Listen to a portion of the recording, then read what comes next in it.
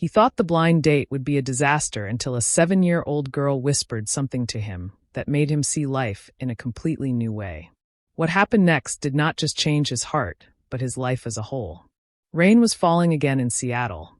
Not a fierce storm, but the kind of gentle drizzle that painted silver streaks against the glass windows and made the city lights blur into a dreamlike haze. The evening rush had slowed, and inside Harper and Finch Cafe, the air was thick with the scent of freshly ground coffee, vanilla syrup, and rain-soaked coats. At a corner table by the window sat Raymond Smith, dressed in a navy suit, his tie loosened as though the day had already taken too much from him. He stared at the tiny swirl of steam rising from his untouched cup of espresso, his eyes distant and tired. Every few minutes, he glanced toward the door, checking his watch, pretending he wasn't waiting. But he was. It was supposed to be a simple blind date.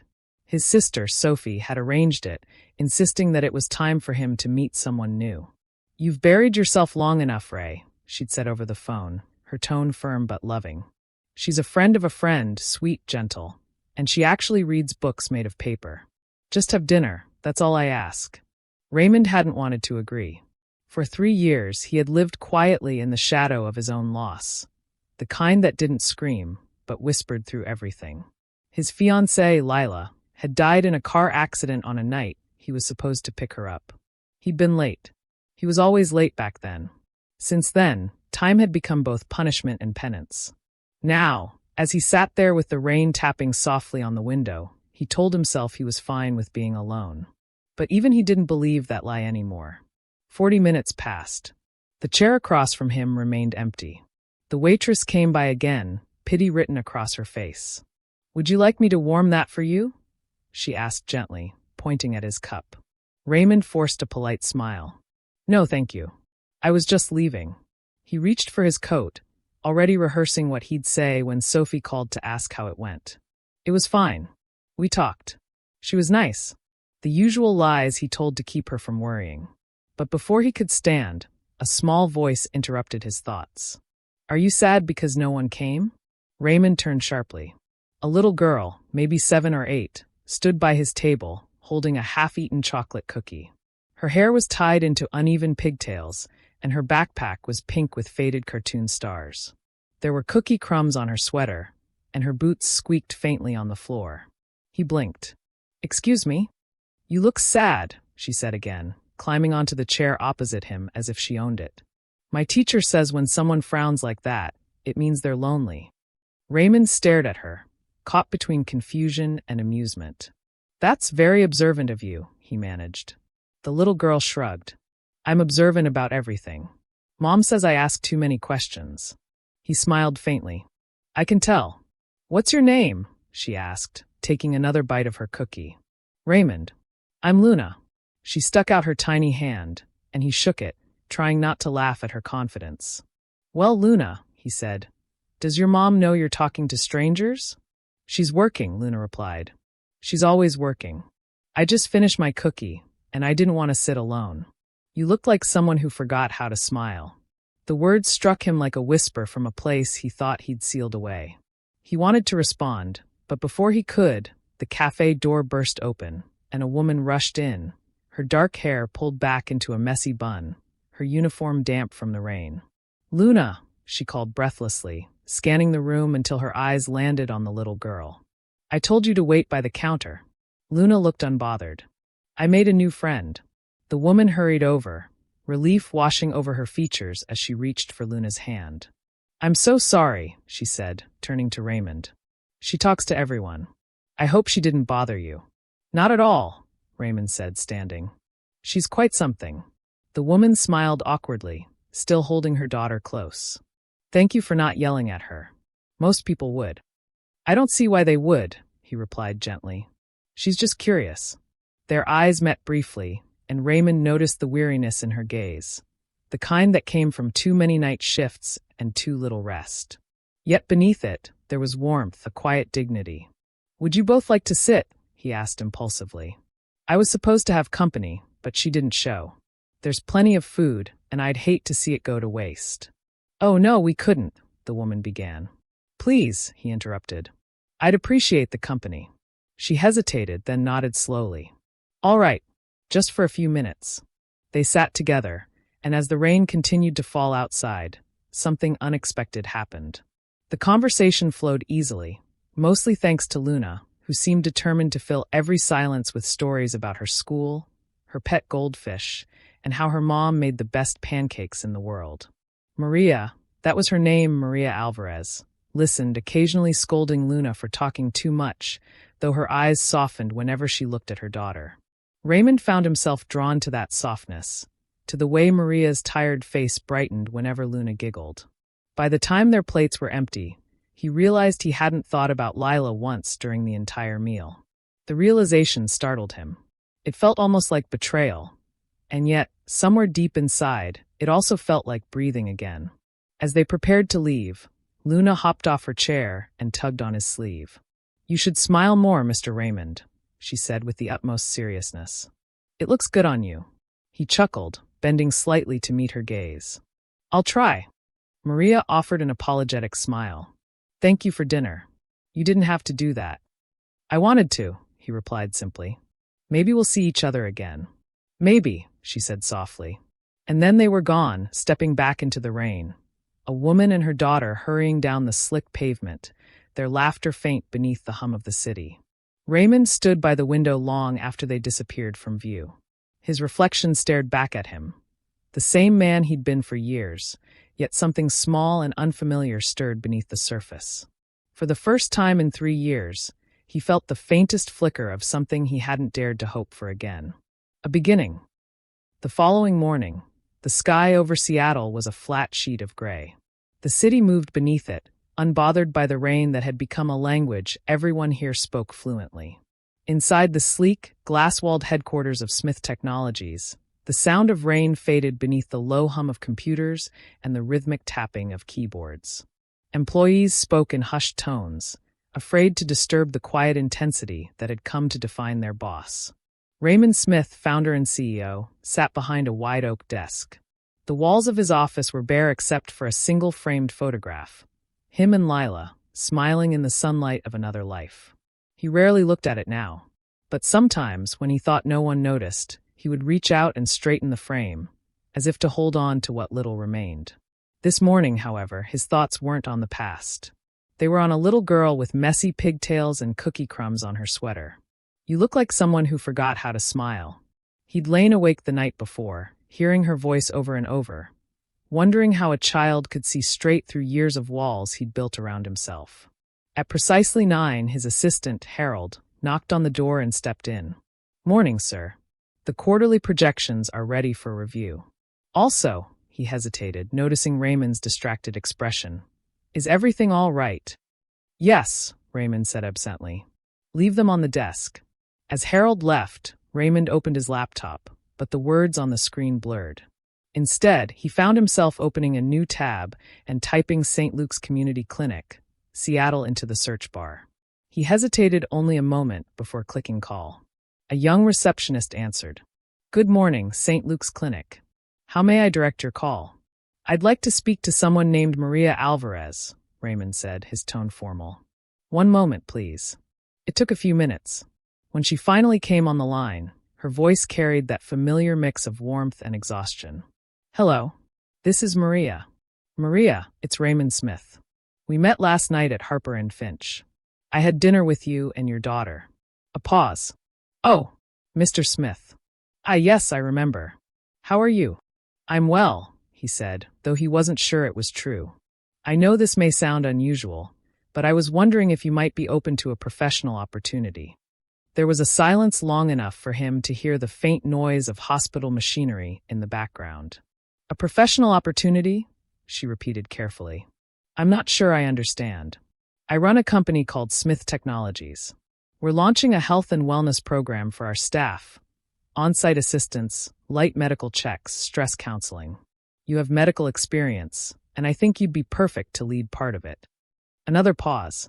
When she finally spoke, her tone carried a quiet edge. "Mr. Smith, I appreciate the offer, but if this is some kind of charity—" "It isn't charity," he said gently, cutting her off.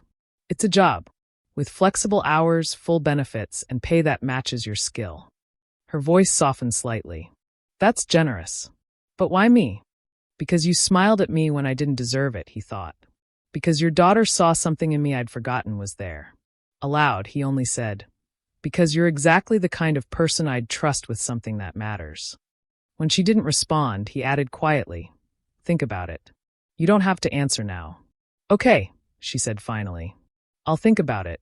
3 days later, Maria walked into Smith Technologies for the first time. She wore a simple cream blouse and dark slacks, her ID badge from the clinic still clipped to her bag out of habit. The front desk receptionist guided her to the elevator, and she rode it up 25 floors in silence, her heart racing. When the elevator doors opened, she stepped into a world of glass, chrome, and quiet efficiency. People walked briskly with tablets in hand, and the faint scent of fresh coffee lingered in the air. Raymond met her at the entrance of his office. Maria, he said with a small smile. You came. I said I'd think about it, she replied. I didn't say I'd say yes. Then let me change your mind, he said, gesturing toward a seat. He explained the project in detail, the company's long working hours, the mental health strain on employees, the need for a small, humane department that put people first.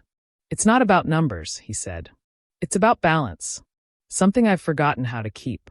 When he finished, Maria folded her hands in her lap. You're serious about this? Completely. She hesitated for a long moment, then said quietly, all right. I'll do it. Raymond smiled, the kind of smile that felt both new and familiar. Welcome aboard. Weeks passed, and true to his word, Maria transformed the atmosphere of the company. She greeted every employee with warmth, remembered their names, and noticed when someone was having a bad day. She organized lunchtime yoga sessions, added a small snack station with fruits and tea, and even convinced Raymond to install softer lighting in the break rooms. Laughter began to replace the sterile silence. People lingered in hallways again, talking, smiling. It was subtle, but undeniable. Smith Technologies was beginning to feel alive. Raymond, too, felt the change. For years, he had walked the halls like a ghost. Now he found himself stopping by Maria's small office just to say hello, sometimes bringing coffee, sometimes just standing at the door, pretending he needed to discuss work. And then there was Luna. Every Friday afternoon, Luna would come to the office after school and wait for her mother to finish. She'd wander through the open concept space, chatting with anyone who would listen, until she ended up in Raymond's office, spreading her crayons across his desk. One afternoon, she presented him with a drawing. 3 stick figures holding hands beneath a bright yellow sun. Who are they? He asked. She beamed. That's you, me, and Mom. We're friends now. He stared at the picture for a long moment, something tightening in his chest.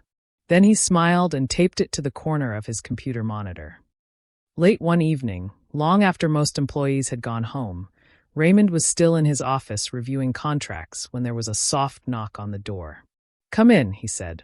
Maria entered, carrying a small glass container. You skipped dinner again, she said, setting it on his desk. You can't keep living on black coffee and air. He laughed. You sound like my sister. Good. Maybe you'll actually listen to me then, she said with a teasing smile. The smell of homemade pasta filled the room. Raymond realized, as he took a bite, that it was the first real meal he'd had in days. This is incredible, he said honestly. She shrugged, pretending not to care, though her eyes glowed with quiet pride. Just something simple. My mom used to make it when we were too tired to cook properly. Maria, he said after a moment, his voice softer now, I wanted to thank you for everything you've done here. People are happier. I'm happier. She looked surprised, then smiled faintly. I didn't do much. You did more than you know. Their eyes met, and for a brief, unguarded moment, something electric and wordless passed between them. Maria looked away first, her voice suddenly low. You should get some rest, Mr. Smith. Raymond, he corrected gently. Call me Raymond. She hesitated, then nodded. Good night, Raymond. As she turned to leave, he said quietly, Maria, I don't know what you've been through, but if waiting means finding the right person, I think I finally understand what patience feels like. Her hand froze on the doorknob. For a long time, she didn't move. Then, without turning around, she whispered, You're my boss, Raymond, and I can't risk everything again. He didn't argue. He just nodded. I understand, he said softly. But for what it's worth, I'll wait. When she was gone, the office felt too large again. But on the edge of his desk, Luna's drawing still smiled up at him. 3 figures holding hands beneath a yellow sun. For the first time in years, Raymond didn't feel alone. He felt alive. Spring had a way of softening Seattle's gray edges. The rain fell lighter, and the breeze that once bit through coats now carried the faint scent of blooming dogwoods. Raymond Smith could feel it, the city changing, and with it himself. It had been almost a year since Maria and Luna entered his life. A year since a little girl with paint on her fingers told him he'd forgotten how to smile. And though the ache for Lila still lived somewhere in the quiet corners of his heart, it no longer ruled his every breath. At Smith Technologies, people whispered about how the boss had changed. Raymond now arrived at work with an easy grin instead of a stiff nod. He had lunches with his staff. He actually listened, not just to their numbers, but their stories. The company had even started a Family Fridays initiative, allowing employees to bring their children to the office. No one knew the idea came from a little girl named Luna. That Friday, she sat in Raymond's office with her crayons spread out over his once impeccable mahogany desk. She was drawing something new, a picture of him, Maria, and herself, 3 stick figures holding hands beneath a big yellow sun. "Do you like it?" she asked, holding it up proudly. Raymond looked at the drawing for a long moment. His throat tightened. "I love it," he said softly. "But I think you forgot one thing." Her eyes widened. "What?" "The dog," he teased, pointing at the empty space beside them. "We need a dog, right?" Luna laughed, a sound that filled the office like sunlight. "Okay, I'll draw a big fluffy one. What should we name him?" Raymond pretended to think deeply. "How about Mr. Waffles?" Luna giggled so hard she almost fell off the chair. "That's a silly name." Maria appeared at the doorway, smiling as she watched them. She was wearing a soft blue blouse and jeans, her dark hair pulled into a ponytail. "I leave you 2 alone for 5 minutes, and suddenly you're adopting imaginary pets?" Raymond looked up, feigning innocence. "We're just expanding the family." Their eyes met, briefly, but long enough for warmth to pass between them. She blushed and looked away, walking over to collect Luna's crayons. "Come on, sweetheart," she said. "It's time to go home. You've got homework." Luna pouted. "But Mr. Waffles isn't done yet." Maria rolled her eyes playfully. "Tell Mr. Waffles he can wait until tomorrow." Raymond walked them to the elevator as he always did. When the doors opened, Luna threw her arms around his waist. "Bye, Mr. Raymond. Don't forget to smile tomorrow, too." "I won't," he promised. As the elevator doors slid shut, he caught a final glimpse of Maria's eyes, soft, uncertain, and filled with something he couldn't quite name. 2 weeks later, Maria invited him to Green Lake Park for Luna's birthday picnic. It was a small gathering, just family, a few friends from the clinic, and some colleagues from his company who had grown close to Maria. Raymond arrived early, carrying a big gift bag and a bunch of colorful balloons. Luna spotted him first and squealed, "Mr. Raymond." She ran to him, her yellow sundress fluttering in the breeze. "Happy birthday, sunshine," he said, kneeling to her level and handing her the balloons. "How old are you now again?" 27, she said proudly. "But Mommy says I act like I'm 40 sometimes." Raymond laughed. "She's not wrong." Maria joined them, her smile radiant under the afternoon sun. "You didn't have to bring so much," she said, glancing at the gift bag. "I know," he replied, "but I wanted to." Inside, Luna's friends played tag while Maria set out sandwiches and fruit on a blanket. Raymond found himself sitting beside her, watching the children run across the grass. "It's been a good year," he said quietly. Maria looked at him, her expression thoughtful. "It has. You've changed a lot, Raymond." He gave a soft laugh. "So they keep telling me. I guess it's because of 2 girls who crashed my blind date last winter." She smiled. "You mean the one who couldn't sit still, and the one who talked too much?" "Exactly those 2, he said, eyes warm. For a moment, they just sat there, listening to the children's laughter. Then Maria turned serious. "You know, I never thanked you properly for giving me that job. It changed everything for us. I used to worry about rent every month, about Luna's school, about everything. You gave us peace of mind." "You earned it," Raymond said simply. You gave the company something I didn't realize it needed, heart. Maria blinked back tears, touched by his sincerity. She didn't reply, but her hand brushed his briefly, a fleeting, accidental touch that left both of them silent and smiling. As the sun began to set, Luna ran back with a slice of cake. "Make a wish, Mr. Raymond," she demanded, holding out a lit candle. He laughed. "But it's your birthday, Luna. Doesn't matter. You helped me blow out mine last year, remember?" He hesitated for a moment, then closed his eyes and made a wish, for this feeling to last. When he opened them, Maria and Luna were both watching him, smiling. And for the first time in years, he didn't feel like a man haunted by his past. He felt like someone building a future. That night, after the picnic, Raymond stood by his apartment window overlooking the glimmering city lights. The laughter of the day still echoed in his mind. He poured himself a glass of wine and stared at the photo Luna had drawn weeks ago. Him, Maria, Luna, and the imaginary Mr. Waffles. He smiled. It wasn't just a drawing anymore. It was a possibility. Reaching for his phone, he opened a new message to Maria. His fingers hovered over the keys for a long time before he finally typed. "Dinner this weekend? Just us this time." He hesitated again, then pressed send. Her reply came a few seconds later. "I'd love that." Raymond leaned back in his chair, exhaling softly. The city lights shimmered against the window like scattered stars. For the first time since losing Lila, he wasn't just living to survive. He was living to love again. And somewhere in the distance, a child's laughter echoed in his memory, reminding him how it all began. The city glimmered like spilled jewels that evening. From the rooftop of the Skyline Haven Hotel, Seattle looked alive. Silver waters reflecting neon streaks, clouds moving lazily across a lavender sky. Strings of fairy lights wound around the terrace railings, and soft jazz drifted through the air. Raymond stood at the edge of it all, straightening his tie for the 5th time. His palms were damp. He'd closed multimillion-dollar deals without breaking a sweat, but tonight wasn't business. Tonight was everything. He looked over at the dinner table he'd carefully arranged. White roses, her favorite. 2 glasses of red wine. A soft candle flickering between them. In the distance, a small velvet box waited beneath a folded napkin. Sophie had helped him plan every detail, though she'd teased him mercilessly. "You're a wreck, Ray," she'd laughed. "Just tell her how you feel. She already knows." Still, he wanted it to be perfect. Maria deserved perfect. At 7 sharp, the elevator doors slid open.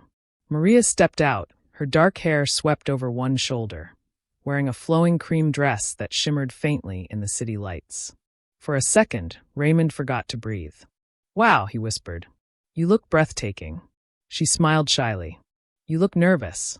"Guilty," he admitted, offering his arm. "Come on. Dinner's getting cold." As they settled at the table, the city hummed below them, distant yet intimate. They talked about Luna's latest obsession with painting, about how she'd started selling her little art pieces to neighbors. They laughed over how their imaginary dog, Mr. Waffles, had now become a running family joke. But beneath the laughter, there was a quiet energy, a sense that both of them knew something deeper hung in the air. When dessert came, Maria leaned back in her chair and sighed happily. "You've really outdone yourself, Raymond. This feels like a dream." "Good," he said softly, "because I've been dreaming of this for a long time." She blinked, unsure what he meant. Raymond stood, reaching into his pocket. He walked around the table and stopped in front of her. The jazz faded into a distant hum as he dropped to one knee. Maria gasped. "Raymond." He took her hand gently, looking up at her with a steady, earnest gaze. "When I met you," he began, "I was a man who'd forgotten what it meant to live. I'd lost someone, and I thought my story ended there. Then a little girl with crayons sat beside me and told me to smile again." He smiled faintly at the memory. "That girl, and her incredible mother, taught me that grief doesn't have to be the end of love. That sometimes it's the beginning of a new one. You gave me back my laughter, my peace, my heart." Tears welled in Maria's eyes as her hand trembled in his. "Maria Alvarez," he said softly, voice thick with emotion. "Will you let me love you and Luna for the rest of my life?" For a long second, the world stood still, no sound but the wind brushing past them. Then Maria covered her mouth, laughing through her tears. "Yes," she whispered. "Oh, Raymond, yes. Applause broke out from behind them. Maria turned in surprise to see Sophie and Luna emerging from the elevator, grinning ear to ear. Luna ran straight into her mother's lap. "Mommy, I told you he'd ask," she squealed. "Uncle Raymond told me it was a super-secret grown-up mission." Maria laughed through her tears, hugging her daughter tight. "You were in on this?" "Of course," Luna said proudly. "I helped pick the ring." Raymond laughed, sliding the ring onto Maria's finger. It sparkled under the city lights, a delicate diamond framed by 2 tiny emeralds, Luna's birthstone. "See," Luna chirped. "Now we're really a family." The chapel was small and simple, lined with white lilies and sunlit windows. Raymond and Maria stood at the altar, surrounded by close friends, colleagues, and family. Sophie wiped her eyes in the front row, while Luna twirled in her flower girl dress, scattering petals and giggling. When the officiant said, "You may kiss the bride," Raymond took Maria's face gently in his hands. Their kiss was soft, trembling, full of everything they'd endured and everything yet to come. Luna clapped excitedly. "Yay! Mommy's married again." Everyone laughed, and Maria blushed, leaning her head against Raymond's chest. The Smiths' home was warm and alive with laughter. Toys littered the living room, and the faint scent of pancakes drifted from the kitchen. Luna sat cross-legged on the floor, cradling her baby brother, Ethan. "Be gentle," Maria warned, smiling as she watched from the sofa. "I know," Luna said proudly. "He likes when I sing to him." She began humming softly, and the baby cooed in her arms. Raymond walked in, wearing his usual Saturday jeans and a contented grin. He slipped an arm around Maria's shoulders and kissed her temple. "Hard to believe this is real," he murmured. Maria leaned into him. "It feels like it's always been." He looked at his family, his home. Then, almost to himself, he whispered, 3 years ago, I thought my story ended in a cafe. And then a little girl whispered me back to life." Maria turned, smiling up at him. "And look where that whisper led you." He chuckled softly, brushing a strand of hair from her face. "To everything I never knew I needed." Outside, the sun broke through the clouds, filling their living room with light. Luna's laughter rang out, echoing through the house. And in that moment, amid love, laughter, and the rhythm of a new beginning, Raymond Smith knew he had finally come home. Thanks for watching. If you enjoyed the video, please like, share, and subscribe to Boundless Echoes for more interesting stories. We really appreciate your support. Comment where you are watching from, so we can give you a shout out. See you in our next video.